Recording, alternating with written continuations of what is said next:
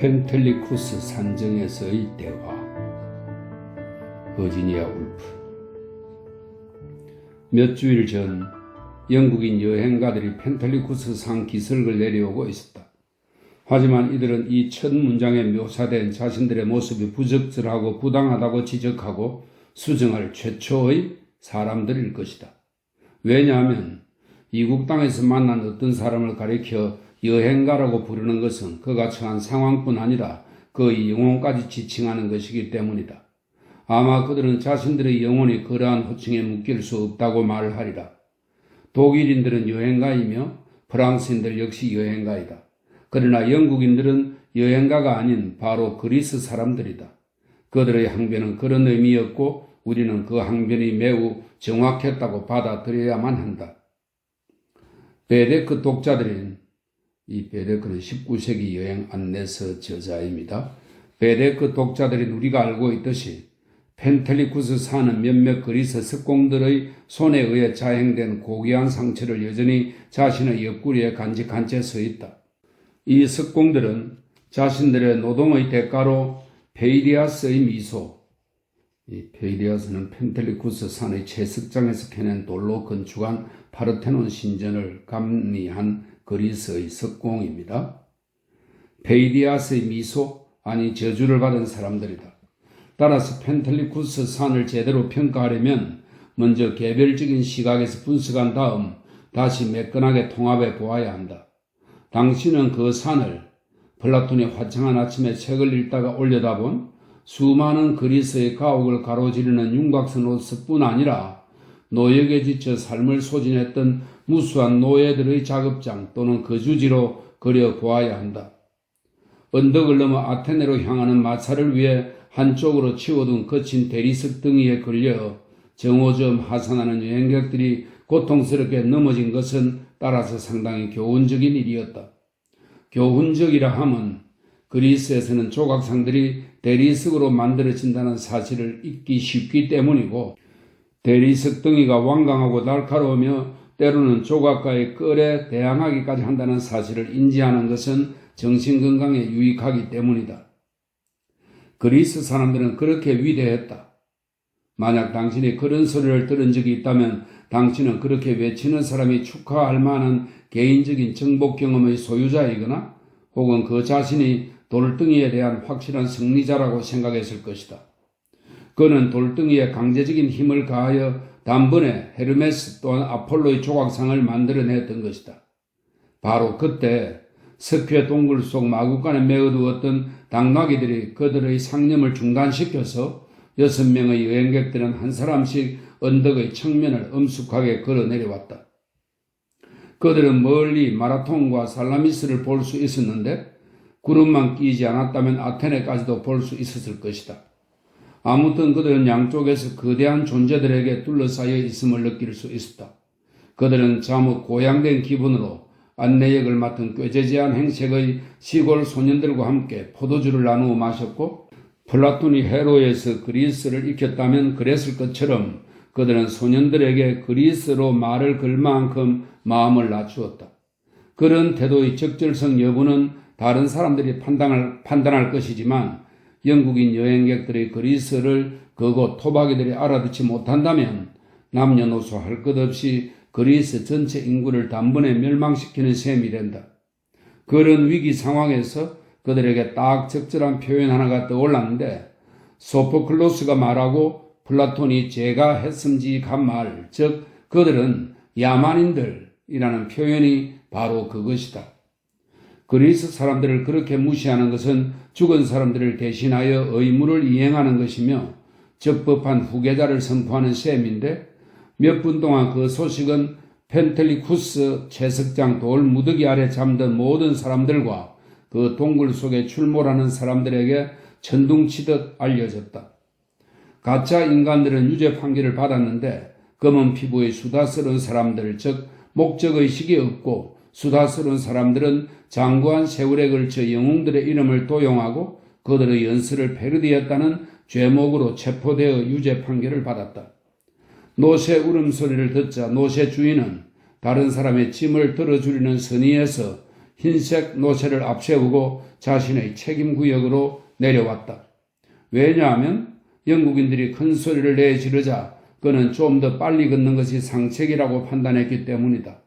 그 노새 주인은 영국인들에 대해 정확한 판단을 내린 다음 그 순간에 딱 들어맞는 말을 던진 셈이다. 어떤 시인과 산문가라도 그를 능가할 수 없었을 것이다. 단 한마디의 외침에 영국인들은 자신들의 절정에서 굴러떨어져 마치 그리스가 고국 땅인 것처럼 즐겁고 유쾌하게 산기슭을 딸랑거리며 내려왔던 것이다. 그러나 펜텔리쿠스 산정에서의 하산길은 마치 자연이 똑바로 선 것처럼 푸르고 평평한 돌출 암교에 의해 잠시 멈추어지다가 다시 언덕 아래쪽으로 급하게 내달았다. 그곳엔 거대한 초원 나무들이 너그럽게 팔을 벌린 채 서 있었고 키 작은 잡목들이 편안한 모습으로 친밀하게 뒤엉켜 자라고 있었다. 또한 그곳엔 실개천이 하나 흐르고 있었는데 그 소리는 마치 포도주와 노래의 기쁨을 찬양하는 것 같았다. 아마 당신은 비탄에 잠겨 돌멩이들에게 외치는 테오크리투스의 목소리를 들었을 것이다. 아니, 비록 그의 텍스트는 고향집 서가에서 먼지에 뒤덮여 있겠지만 영국인이라면 틀림없이 그의 우렁찬 목소리를 들었을 것이다. 실크 자인에 취하면서 고전 문학의 향기를 노래하던 여섯 친구들은 그만 하산해 쉬고 싶었다. 우리가 그리스인들에 대해 알고 있는 한 가지 사실은 그들이 언행에 신중하고 조용한 민족이며 그리스 화병에서 볼 수 있듯이 그들은 개울과 초원의 나무 아래 편안한 자세로 자리 잡았다는 점이다. 예컨대 지팡이에 턱을 갠 노인이 불화 뒤 자신의 발치에 누워있는 젊은 사내를 어두운 표정으로 굽어보는 것처럼 말이다. 그리고 순백의 주름옷을 걸친 진지한 표정의 여인네들이 어깨 위에 물동이를 얹고 말없이 그 뒤를 따른다. 유럽의 어느 학자라도 그토록 멋진 장면을 재현할 수는 없으려니와 그러한 모습을 그리스인 자신들보다도 더 멋지게 그려낼 사람은 아무도 없다고 그는 우리 친구들을 설득할 것이다. 이제 영국인들은 나무그늘 아래 길게 들어누웠다. 그들의 대화 내용이 고답적인 그리스인들에게 멀리 못 미침은 자신들이나 선조들 탓이 아니었다. 대화 내용을 일일이 기록하는 것이 무척 어려운 일이고 기록된 대화가 말로 표현된 적이 있거나 또는 대화가 기록된 적이 있었는지가 의심스러운 일이고 보면 이 스토리의 전개에 걸맞은 편린들을 끌어모았을 뿐이다. 하지만 이것만은 말할 수 있으리라. 펜텔리쿠스 산정에서의 그 대화가 이 세상에서 가장 멋진 대화였다는 것을. 그 대화의 주제는 여러 영역을 넘나들었다. 예컨대 새들과 여우들에 관하여, 포도주에 함유된 테레비뉴가 몸에 유익한 것인지 여부에 관하여, 고대인들의 치즈 제조 방법에 관하여, 그리스 도시국가에서 여성의 지위에 관하여. 그것은 정말 탁월한 담론이었다.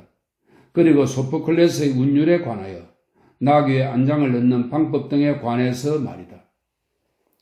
허공을 비상하는 독수리가 부침을 거듭하듯이 드디어 그들의 대화는 해묵은 난제인 오늘날 세계에서 그리스인들이 차지하는 위상에 이르렀다. 낙천적인 성량의 몇몇은 그리스인들의 현재성을 주장하였고 건강한 회의론자들은 그리스인들의 미래를 낙관하였으며 나머지는 풍부한 상상력을 동원하여 그리스인들의 과거를 회상하였다. 그러나 마지막 한 사람은 시든 올리브 나무의 밑둥을 내리치면서 친구들의 말은 미신이라고 일거에 반박하였다. 또한 그는 충격적인 수사법과 제스처를 동원하여 그리스 사람들의 구체적인 과거의 모습과 더 이상 현존하지 않는 그리스인들의 모습을 보여주었다. 그는 말하기를 그가 말을 시작할 즈음 해는 중천에 떠 있었고 황금빛 독수리 한 마리가 언덕 위에 떠 있었다. 그는 말하기를 그러한 민족이야말로 이곳 그리스에서 새벽처럼 갑자기 출현하여 해가 지듯 완벽하게 사라진다는 것이다. 그들은 예컨대 자선, 종교, 가정생활, 배움과 학문 등 무시해도 좋은 모든 이슈에 무지한 채 오로지 아름다운 것과 선한 것에만 자신들의 정신을 집중하였으며 자신들의 현세에만 적합한 사람이 아니라 다가올 미래의 무수한 세상들에도 적합한 사람들이라고 여겼다. 그 세상에서 그리스인들은 중용을 지켰는데 라는 자신의 인용문을 완성시키기 위해 그는 피콕을 끌어들였는데, 이 피콕은 토마스 러브 피콕입니다. 19세기를 살다간 사람인데 영국의 수필가이며 시인입니다. 그는 피콕을 끌어들였는데 피콕은 몇 켤레의 양말과 한 갑의 입담배만 주어진 채 올림피아의 폐허에 쓸쓸하게 방치되었던 사람이다. 그의 진지함은 처음 말을 시작했을 때처럼 여전했지만 말하는 톤은 약간 낮아졌다. 그리스인들이 어떻게 불필요한 부분을 사상시킴으로써 완벽한 조각품 혹은 충분한 시가를 후세에 남겼는지에 관해 그는 말했다. 우리는 그들과 정반대로 누더기처럼 빈약한 우리의 정서와 상상력을 동원하여 불편한 것들을 은폐시킨 나머지 사물의 실제 윤곽을 지워버리고 그 내용마저 파괴시켰다. 그는 큰 소리로 외쳤다. 올림피아 산정의 아폴로 상과 아테네에 있는 소년의 두 상을 한번 주목하라고. 안티고네를 읽어보라고. 폐허가 된 파르테논 신전을 한번 거닐어 보라고. 그리고 스스로에게 질문해보라고. 그 어느 조각이나 건축물 옆이나 발치에 그 어떤 현대의 미형식이 끼어들 틈이 있더냐고. 사실인즉 어둡고 창백한 새벽에 상상력이 힌트를 내보일 때 그토록 많은 미의 형체들이 우리의 상념 속에서 불투명하게 유영할 때 그리스인들이 석조물과 은으로 겹겹이 자신을 무장했다는 사실을 깨달으면서 우리는 말없이 그들을 경배하거나 기껏 텅 빈 대기를 휘젓는 일밖엔 우리에게 남은 것이라곤 없다는 것이다. 위험한 이단 사설에 빠져 성격마저 이상해진 사람이 그에게 대답했다. 그는 1년 전 그리스 사람들은 어리석은 소년들을 회초리로 때려 올바른 행동거지를 가르치는 시도를 그만두어야 한다고 주장했던 장본인이다. 하지만 그 역시 학자였다. 우리는 그와의 그런 종류의 대화를 경계해야 하지만 알파벳을 재조합한다 해도 무슨 말인지 도무지 알 수 없는 몇몇 끝까지를 빼면 그의 논지는 대략 다음과 같은 것이었다. 그는 말했다. 당신은 그리스인들에 대해 마치 감상주의자 또는 바보처럼 말하는군요. 게다가 당신은 그리스인들에 대해 말하기를 무척 좋아하고요. 당신이 주장해봤듯이 그들은 예술적 고상함과 철학적 진실을 대변하는 민족이고 당신이 갖고 있는 최고의 것마저 그들의 미덕에 덧붙이고 싶어 할 테니까 당신이 그들을 사랑하는 것이 조금도 이상할 건 없지요. 사실 그와 같은 민족은 여태껏 없었지요. 그리고 당신이 캠브리지 대학에 3등으로 입학한 당신이 그들을 그리스인들이라고 부르는 까닭은 그들을 이탈리아인, 프랑스인 혹은 독일인이라고 부르는 것조차 불경스럽게 느끼기 때문이죠. 우리 영국인들보다 더 거대한 선박을 만들 수 있는 민족이라거나 우리가 이해할 수 있는 언어를 말하는 민족이라고 부르는 건 역시 불경스러운 일이겠죠. 아니 차라리 그들에게 다른 철자법으로나 겨우 표기될 수 있는 호칭이나 어원학자들이 정의할 수 있는 호칭, 고고학자들이 논쟁을 벌일 호칭, 한마디로 우리가 모르는 모든 것을 의미하는 호칭, 그리고 당신의 경우처럼 우리가 소망하고 꿈꾸는 모든 것을 의미하는 호칭을 부여합시다. 사실 그들의 저작물을 읽을 필요가 없지 않소? 당신 역시 글을 쓰는 작가가 아닌가요? 그들이 작성한 은밀하고 신비스러운 글들은 당신이 느꼈던 예술적 아름다움과 철학적 진실의 향유를 부어주지 않소? 왜냐하면 당신도 알다시피 아직 세례받지 못한 아름다움의 진수가 마치 그리스의 마라톤만 저편에서 솟아오르듯이 밀턴의 시편에도 샘솟지 않소? 아마 밀턴의 시구는 우리의 소나기를 벗어나 사라질 것이요. 왜냐하면 우리 영국인들은 그리스 문화에 너무 경도되어 있기 때문이죠. 의심할 여지 없이 당신들은 바로 이 순간에도 밀턴의 시에 그리스로 된 세례명을 짓고 그리스식의 장식을 덧붙이느라 분주하지요. 이미 밀턴의 시편들은 당신이 읽은 적 없는 그리스로 장식된 그 무엇이 아니었던가요? 그것들은 소포클레스와 플라톤의 저작물 또는 당신 내 서재에 있는 먼지 쌓인 장서의 일부분, 아니 가장 훌륭한 부분이 아니던가요? 그리하여 당신들이 펜텔리쿠스 상기슭에서 그리스를 읽고 있는 동안 우리 학자들을 제외하고는 영국학의 추종자가 더 이상 없다는 사실을 인정하고 있는 것이요. 무지하고 비논리적인 영국인들 같으니라고. 누군가가 말을 막았다. 바로 그 순간 하늘에서가 아니고 기껏 상기설계에서 결론 삼아 개진된 또 다른 너에게만 아니었다면 그의 말은 계속되었을 것이다. 키 작은 잡목들이 끼익 소리를 내며 휘어지더니 커다란 갈색의 형체가 몸을 내밀었다. 그의 머리는 어깨에 짊어진 말린 나무단에 가려 보이지 않았다. 처음엔 무척 잘생긴 유럽산 고미련이 하고 생각했으나 주의 깊게 살펴보니 그는 인근 수도원에서 허드렛 일을 하고 있는 수사였다. 가까이 다가오기 전 그는 6명의 영국 남자들을 눈치채지 못했다. 그들의 모습에 깜짝 놀란 그는 마치 즐거운 명상을 방해받은 듯 우뚝 서서 그들을 빤히 쳐다보았다. 그래서 그들은 그의 큰 몸집과 이목구비 그리고 이마가 그리스 조각상처럼 아름답다고 생각했다. 사실 그는 긴 구레나룻과 더부룩한 머리 때문에 더럽고 무식한 사람으로 생각될 법도 했다. 눈이 휘둥그레져 그곳에 멈춰선 그의 모습을 본 사람들의 뇌리에 환상적인 아니 감상적인 희망 하나가 성광처럼 스쳤다. 세월의 흐름을 거스르면서 조악한 현실에 발을 담그고 서 있는 그의 모습이 마치 최초 인간처럼 보여 그들은 그가 인류 역사의 시초뿐 아니라 파멸되지 않은 인간의 전범을 만약 그런 것이 있다면 그 전범을 상기시켜 주길 희망하였다. 그러나 부드러운 귀와 10개로 갈라진 발굽에 털이 자라는 것을 알아보는 능력이 영국인들에겐 없다. 그러한 재능은 아마 러시아인들이나 즐길 수 있을 것이다. 왜냐하면 러시아인들은 무언가 다른 것, 무언가 더 세련된 것을 알아보는 능력이 있기 때문이다.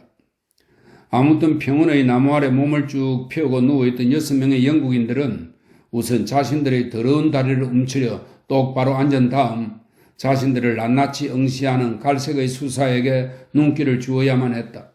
그 눈빛엔 그들의 시선을 잡아끄는 강력한 힘이 있었다. 왜냐하면 그 눈빛은 올리브 숲을 살랑거리는 바람에 의해 명징해 보였을 뿐 아니라 나무들보다 더 장수하고 나무를 심기까지 한 또 다른 힘에 의해 활활 타오르고 있었기 때문이다. 그리고 분명한 것은 당신이 어떻게 해석하든 간에 당신이 사실이라고 주장하거나 혹은 기적이라고 속삭이든 간에 아니면 둘 다일 수도 있는데 그리스의 햇빛이 나무들로 하여금 웅성거리게 만들고 대기로 하여금 살랑거리게 만든다는 것이다. 그리고 수천 종의 작은 짐승들이 풀밭에서 이리저리 움직이고 발바닥 아래에선 수마일에 걸쳐 대지가 견고하게 펼쳐져 있다. 이곳의 대기는 그날 하루와 더불어 그리고 그 지평선과 더불어 시작하지도 않고 끝나지도 않는다. 아니, 대기는 투명한 녹색의 강물이 되어 사방으로 끝없이 펼쳐지고 이 세상은 영혼에 맞닿은 그 강물 속에서 헤엄쳤다. 갈색 수사의 두 눈에 서려있는 빛은 그러했다. 그 눈빛의 배후에서 죽음이라든가 먼지라든가 또는 파멸을 떠올리는 것은 종이 한 장을 불 속에 던져 넣는 것처럼 부질없는 일이었다. 왜냐하면 그 눈빛은 찌를 듯이 강렬했고 모든 시대와 종족을 관통하면서 금빛 사슬꼬리를 남기는 화살처럼 진지했기 때문이다. 그것은 마치 남자와 여자, 하늘과 나무의 모습이 화살이 날아가는 길 양쪽에 솟구쳐 올라 시간의 시작부터 종말에 이르기까지 견고하고 연속적인 거리를 이루는 것 같았다. 바로 그 순간 영국인들은 자신들이 어느 지점에 서 있는지 알 수 없었다. 왜냐하면 그 거리는 금고리처럼 부드러웠기 때문이다. 그러나 플라톤, 소포클레스와 같은 그리스인들은 마치 친구 또는 연인처럼 영국인들 곁에 가까이 있으면서 그들과 똑같은 대기, 즉 뺨을 어루만지고 포도나무를 간지리던 대기를 호흡했다. 그들은 젊은이들처럼 미래에 대해 질문을 던졌다. 그 수사의 눈빛에 스린 그러한 불꽃은 인류 최초의 화덕에서 점화되어 분명코 수사 혹은 농부의 두뇌 속에서 길이 타오를 것이다. 물론 그 눈빛은 어두컴컴한 곳을 방황하기도 했었고 황량한 언덕백이나 돌무더기 또는 키 작은 나무들을 비추기도 했지만 말이다. 하지만 갈색의 수사는 고작 저녁 인사 한마디만 우리에게 건넸을 뿐이다. 한 가지 기묘한 사실은 그가 자기 종족의 운명에 대해 맨 처음 언급한 영국 신사에게 말을 건넸다는 점이다. 그 영국 신사가 자리에서 일어나 입에 물고 있던 담배 파이프를 빼내면서 수사의 인사에 답례할 때 그는 마치 그리스 사람이 그리스 사람에게 인사하는 것 같은 확신을 맛보았다. 설령 케임브리지 대학이 그 둘의 관계를 인정하지 않는다 해도 펜텔쿠스 상 기슬과 맨델리 올리브 숲은 그것을 인정했다. 그리스에서의 짧은 하루를 마감하는 황혼이 하늘 저편의 칼 모양으로 서서히 깔리고 있었다. 포도나무 사이로 시원스레 뚫린 고속도로를 따라 숙소로 돌아오는 동안 아테네의 거리엔 하나둘 불빛이 반짝이기 시작했고 그들의 대화는 저녁 식사와 숙소에 관한 것으로 바뀌었다.